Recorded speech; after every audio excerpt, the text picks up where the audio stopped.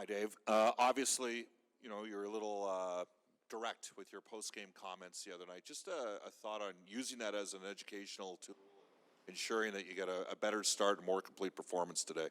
Well, I liked our start. First two shifts were really good. After that, no, just some things we have to clean up in our game. The players recognize it, we recognize it, and we addressed some of those things yesterday, and hopefully we'll see better results in the way we want to play. We want the same outcome, but the way we want to play has to be cleaner tonight. There was a time, certainly here, where they've always had a couple superstars and then, the rest of the roster. There was a time when that game was good enough around here, when you won because you scored a bunch of goals, but maybe you didn't play that well.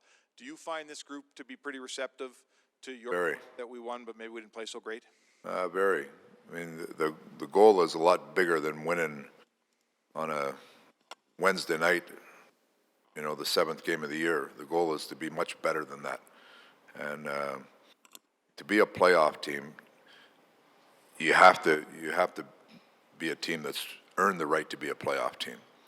And to win a game that your goaltender steals or your star player has 5 points and it all looks fancy in the scoreboard, that doesn't earn you the right. Those 2 points don't earn you the right to be a playoff team. It's how you play over 82 games and how you build your team over 82 games that earns you the right to be a playoff team. So there's things that you can learn from every game. Just like we looked at that Islander game. That was our best game of the season so far. We used a lot of positive stuff out of that. And the Philadelphia game, we used a lot of stuff out of that, maybe not quite so positive. But you're still building your team. You're trying to earn that right to be a good team. And you're always, every day, whether you win or lose, you're building that group. And so I was very pleased with the way our players kind of looked at yesterday. They looked at a lot of the same way we did, that, hey, we won, but we got lots to work on. Given he was coming off of a 6-month rehabilitation of the knee, people may be a little bit uncertain what they were going to see from Connor McDavid. The pace that he's putting up points. Who is that? 97. No, who is uncertain about it? I didn't. Oh, so, okay. Well, fair enough. You? You never know with a 6-month rehab. Just checking. I'd just like to know who those people were. I didn't know he'd have 17 points in the first. Neither did I. How impressed are you with the pace of offense that he's putting up, and what have you seen out of him overall? I'm more impressed with his trying to dig into the attention to detail of what we're doing, recognizing how we have to be a better full team than just rely on 2 players.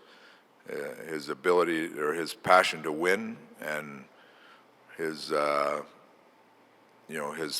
thoughtfulness that goes through him understanding the importance of those penalty killers below, or the importance of everybody picking it up a little bit when you lose a guy like Larson. I mean, there's a lot more to him than scoring. He knows he has to do his part, but he wants to be on a winning team.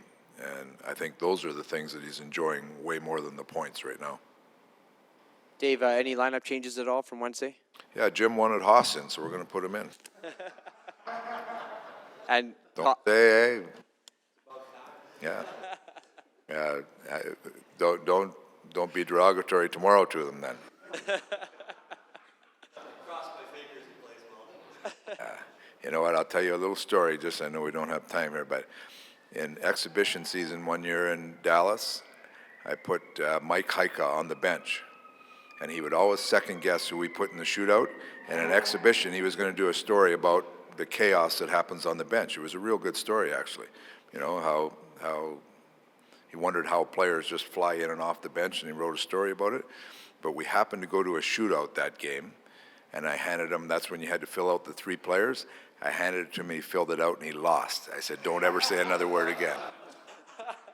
So just keep that in mind, Jimmy. That's right.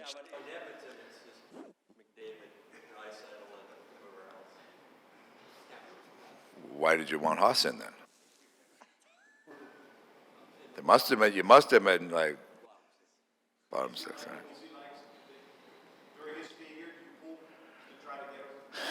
We'll see how it goes. Manning played a strong game last game, so we're going to leave Manning in there right now.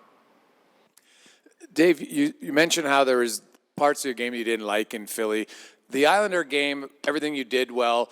Was it the lack of supporting the puck? Was it just guys missing assignments defensively? What really irked you about last game? Attention to detail of defending.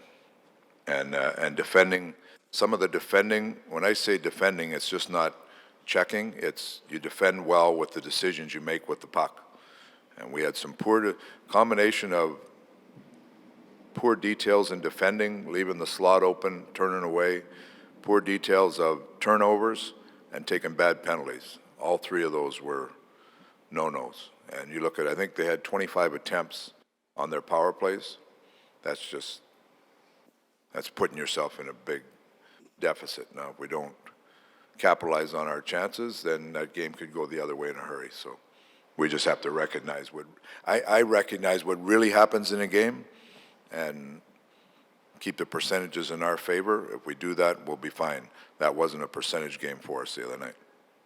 Dave, when you call up a defenseman, he's a left shot, but you're down 2 right shot defensemen. Does something go into that as opposed to just say, okay, give me your best right shot defenseman because we've just lost Person and Larson's out? Yeah, you look at all your personnel and where they fit and how they're playing down there and what's the best fit here for you coming in. So we brought the guy that was closest to making our team out of camp, and our right shot defenseman down there is still down there.